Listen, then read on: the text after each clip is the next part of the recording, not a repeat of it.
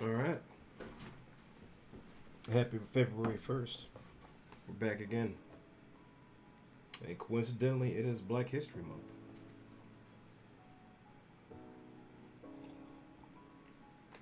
It's not our topic for today, though. We should talk about it for the month is out. I have some thoughts on it. Today, I want to talk about one of the most important things that that kind of shaped my life the last 5 6 years, and kind of give you a picture of how I came to be.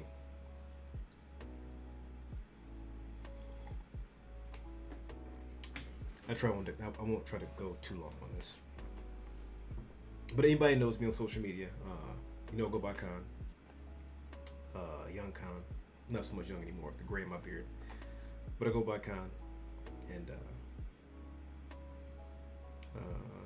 like most things, you have you have a start, you have a middle, you know. One day we'll all have an end. Uh, Something to think about. But I was born in Detroit, Michigan, during the 80s. 38 years old, so 82. 80s baby. And like most people in the United States and across the world, I did not have a great start, as it were. Um, and the things that I'm going to go over are going to help to illustrate my point of where you start isn't as important as the mind state you're in. So, before I turned 1 years old, I was hit by a stray bullet, 22, through the car door, through the car seat, into my leg. I think I was like, maybe less than 9 months old. So I am the victim of gun violence, in one sense. No real damage. I can still walk, all those good things. Extraordinarily lucky in that regard. But it was a common occurrence. You hear, all growing up in Detroit, you hear gunshots. You see people run out the street firing guns. It was just commonplace. I didn't really think anything about it. And then I moved. My mom and dad, they kind of split off. Mother brought me here to Cleveland, specifically East Cleveland, which is um, one of the poor. Even though Cleveland's pretty poor, East Cleveland's like a little bit worse than Cleveland. One of the worst school systems in the state. One of the worst. And it set up a lot of challenges for me. So a lot of challenges for everybody. But I didn't really let that stop, my quest or thirst to be who I wanted to be.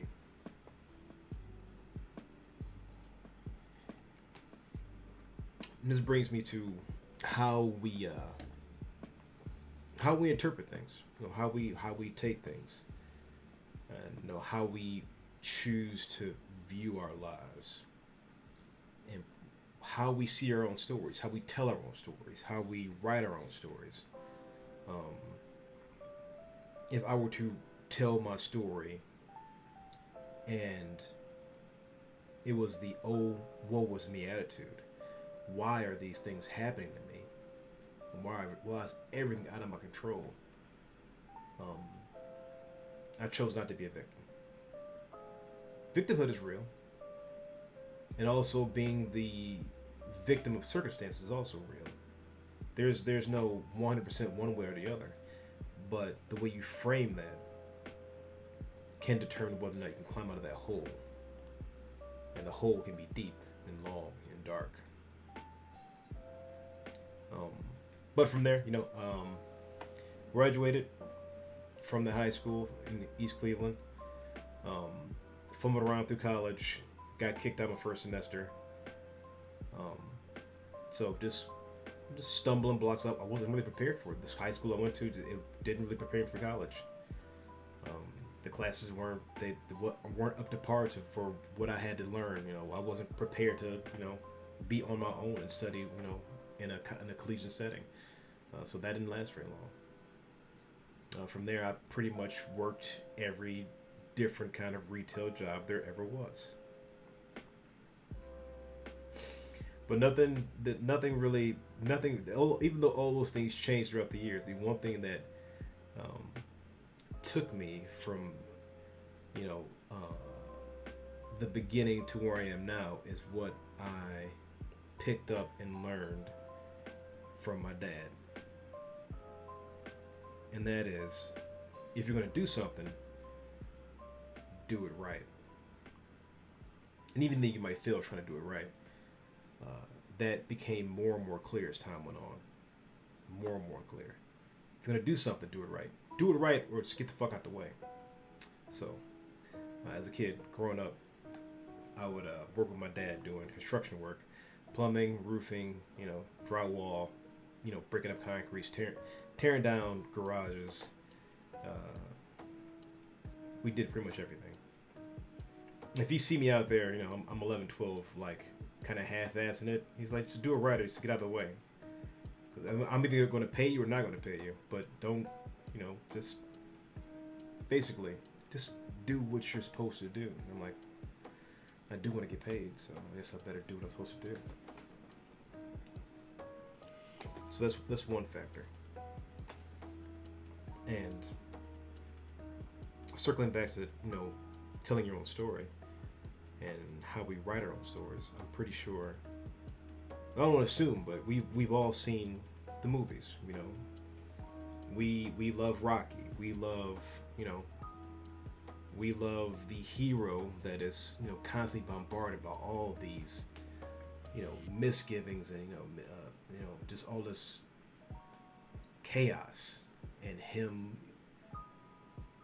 stepping up and meeting those challenges head on.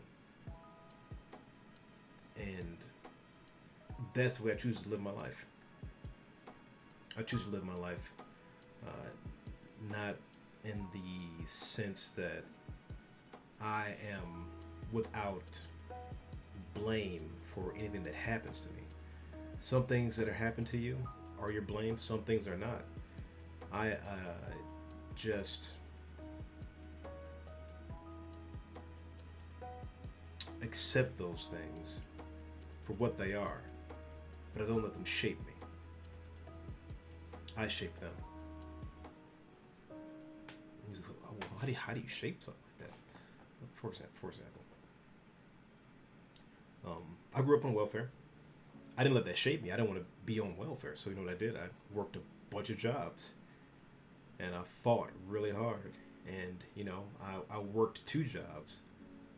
And I slept like 4 hours. I worked a bakery job from midnight until 8 a.m. and went home, slept until 2, and worked another bakery job from 4 o'clock until 10 o'clock. Which, it does something to you. It teaches you the value of what the time you put into things. It also teaches you what you not want to do with the rest of your life. And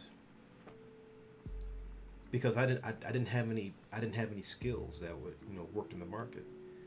So all the education I got, I pretty much had to parlay through watching other people that were successful and how they make things work with very little. So taking the little things we have and expounding on those little things, or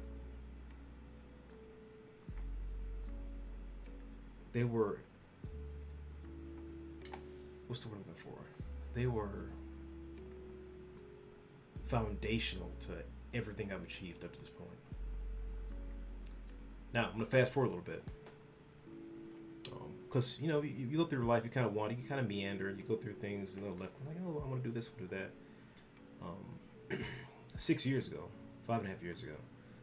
Um, I was competing in martial arts. I was bodybuilding. You know, I was in my first home, and then, you know, a little bit before that, my partner of 10 years, you know, we separated, and I went through a very hard time.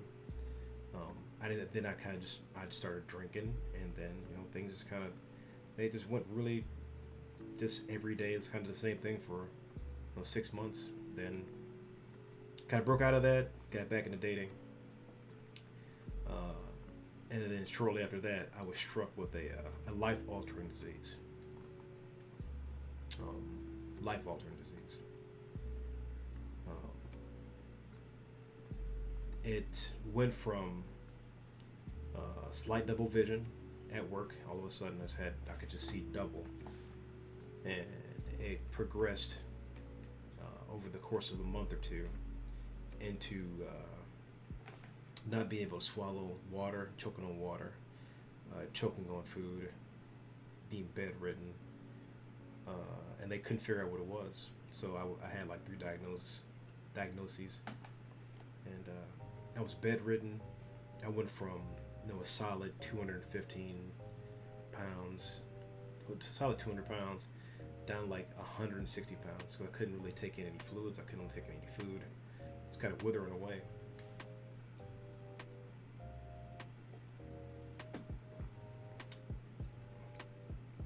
And this is where the KHANQUER comes in. So I was on the bed. I was getting bi-weekly treatments of plasmapheresis, where they hook you up to a machine and pump in plasma into your body. They take the plasma out, kind of like an oil change, and that helps the eye open up. Your hands start moving. You can kind of move your arms around a little bit, and the double vision kind of subsides a little bit, but I'm still wearing an eye patch. I remember being on the bed and cycling through Instagram videos, and I came across C.T. Fletcher. C.T. Fletcher. Now he had a heart attack, and he bounced back, and it was the impetus for the KHANQUER mentality. And I was always on the bed. It's probably an Instagram post way back then where I was like, I didn't come this far. I didn't come this far to fucking fail. I did not come this far to fucking fail. That springboarded me into where I am now. That mentality, that KHANQUER mentality, that I cannot be restricted by my circumstances. I will not by myself, most of all, because a lot of us we stand in our own way, and being that close to not dying, I could have, but once you realize your own mortality, and I was only 30, 32, 33 when it happened. Realizing your own mortality gives you a better appreciation at how fragile life is, and how fragile life is, and how short your time may be. So that's why I don't spend a lot of time wasting it on things that I don't want to do, or dealing with people I don't want to deal with. I invest my time like it's the last time I have, because it may be the last time that I have.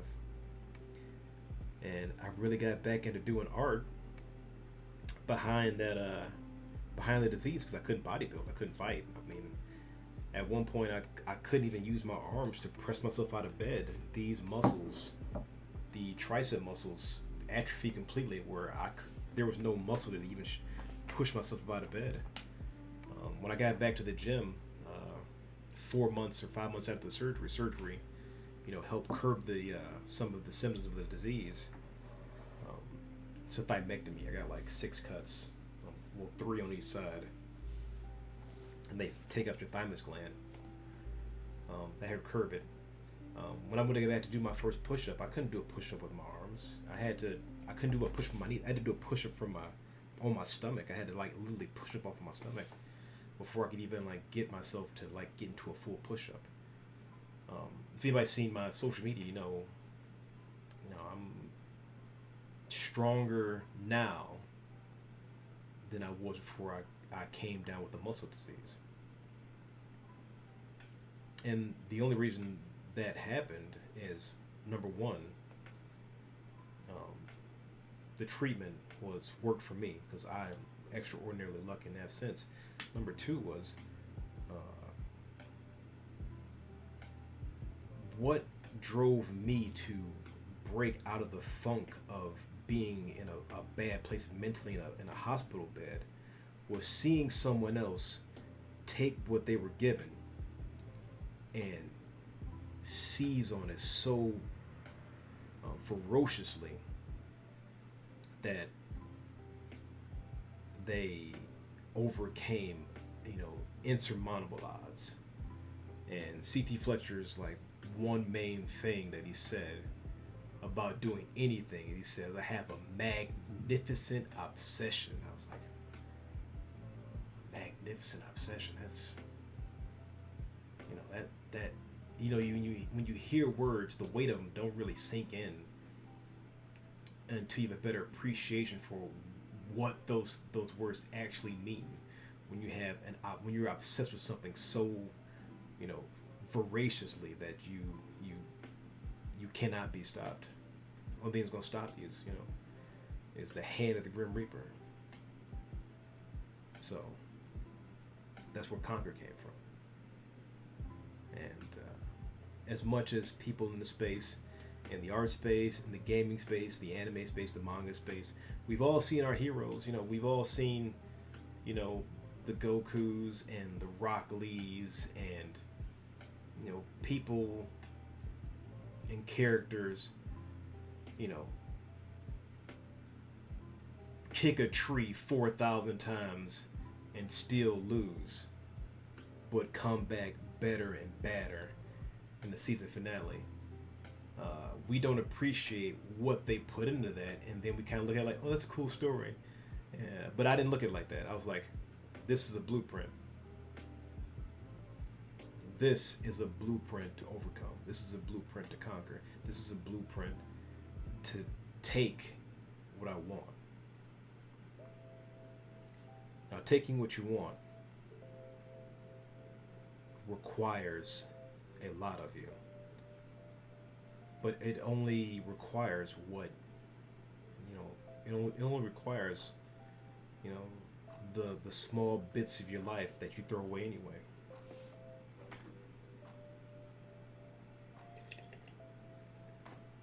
We spend dozens of hours, watching TV, watching YouTube, just kind of going down these sinkholes. And we've all got sinkholes. I'm not saying sinkholes are bad. Sometimes sinkholes are good. You learn new things. But when there's a matter of course and you do it every day, you lose track of the weight of the day and relegating that to once a day or for setting a timer for how much time you spend on those things, and then setting aside time to actually grab the things you want to do is I can't emphasize it enough. You guys want to watch this video and be like, oh, that was cool talk, and then a week later you're like, what's talking about again? And it's kind of hard for you to appreciate that weight because you haven't experienced things I've experienced. Some people experience things and they learn from them, and some people experience things and they'll re-experience them on an endless cycle. So self-observation comes into play. Be observant of what you do. Be observant of what you say. Be observant of who you are, and be real. Is this the person I really want to be?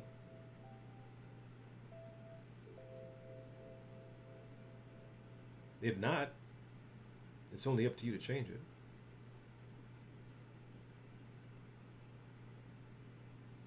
It's really only up to you. Because I can't make anybody change who they are. Nor should I try. It's not me. That's why I don't try to change people. I don't go out of my way to change anyone, but I will help anyone who wants to make a change. Uh, because I've been helped. When people saw that I want to make a change, or I want to grow, or I want to learn something, people stepped up like, I could probably show you something. I could teach you something. I'm like, really? I'm like, yeah. That's the kind of person I want to be.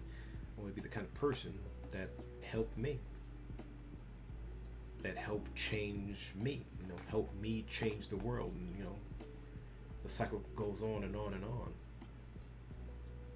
But you can't do it with a mindset of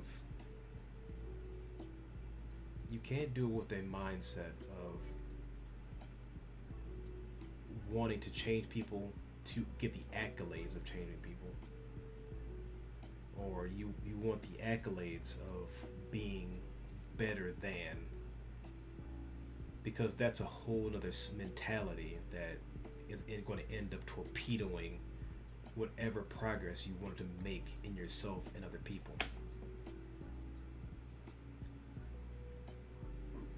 It's kind of it's an interesting topic, an interesting subject that's kind of hard to penetrate just with words, because we live in a social society with social media, and look at me, I'm doing this, I'm doing that, I'm doing this.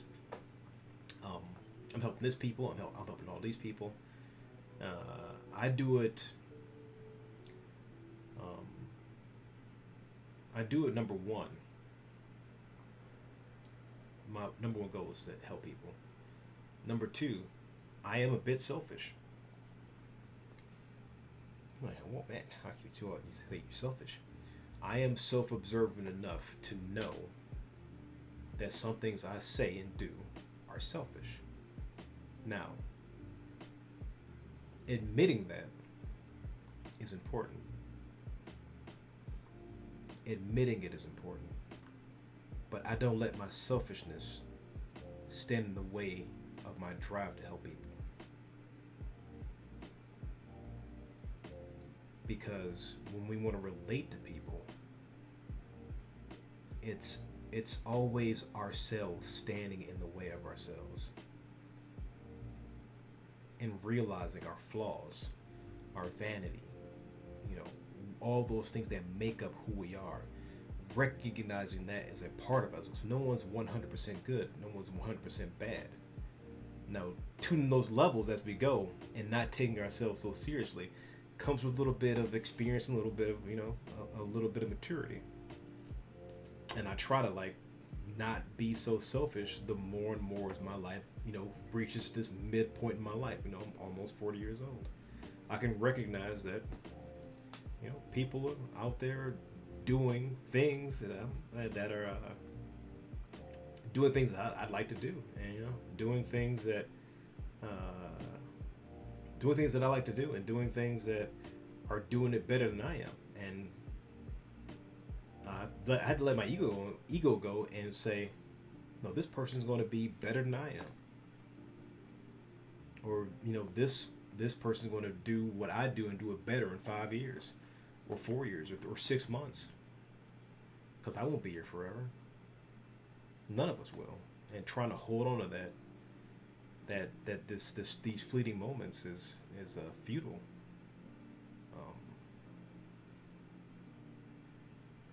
So overcoming obstacles is the first part. Overcoming ourselves is the second part. Overcoming who we are to be better. It's something I definitely strive to do every day. And that's the double-edged sword of social media and, presenting yourself to an audience.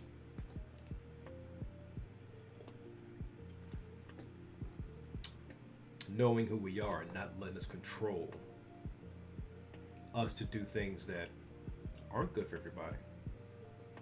Or seeing somebody that's doing something better than I am and then shitting on them. Which is something we've all wanted to do. I mean, that's that. To say that we don't want to do that, it would be a little bit of a, we would be lying to ourselves. And why would we even lie to ourselves? Being real with ourselves is one of the most painful acts we can ever go through. But it is one of the most liberating acts that you can ever go through as well. So, that being said, if you want to change, if you want to make growth, if you want to go beyond what you thought you could be, don't stand in your own way. And being real with others is important, but being real with yourself is more important than that. You have to conquer. You have to grow. You have to overcome. You have to have what CT calls a magnificent obsession with your goals. But not at all costs. Not at all costs. Look out for the people around you that care about you. And let their words shape you. And those that are going to hate on you, and they will, let them hate.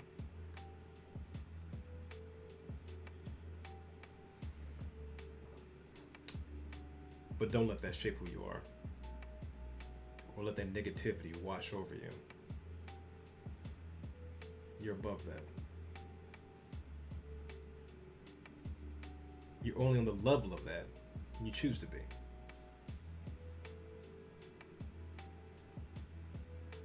Yeah.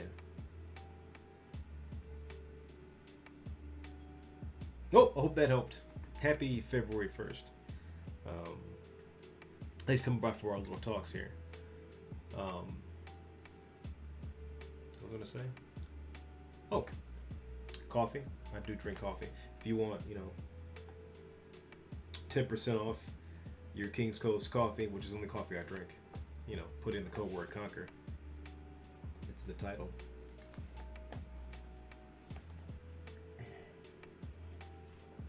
Oh yeah, other things. It is the 1 year anniversary yesterday, which we talked about on Twitter, of my emote course. And we have had, I thought we had over 100 students. I was like, oh, we got over 120 students. I was wrong. We have over 220 students because I can't count. So for the next 6 days now, go to my Twitter. You can find the code. The course is $50 off as a celebration of it being available for 1 year, and you guys all, partake in the course. It means a lot for the support. Some of you guys' art from this first course, like, I was literally looking at it and I was like, man, I should not have told everybody my secrets. Oh my god, you guys are getting too good. Somebody a couple days ago made an emote and it was like their first one after making the course, and I was like, ooh, competition already. This is not looking good. But it's neither here nor there. I'm happy. I may be starting, some competitive careers. Getting the market saturated makes me happy. It really does. Being a teacher, and then like seeing your students like succeed so well, man, that's a great feeling. Yeah, I think that's about it. I want to talk about where KHANQUER came from. And the conquer mentality, and how it was shaped and formed, and how I tell my story can influence you telling your own story.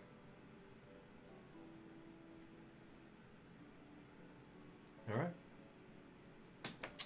I'll see you guys on stream. Till then, one love.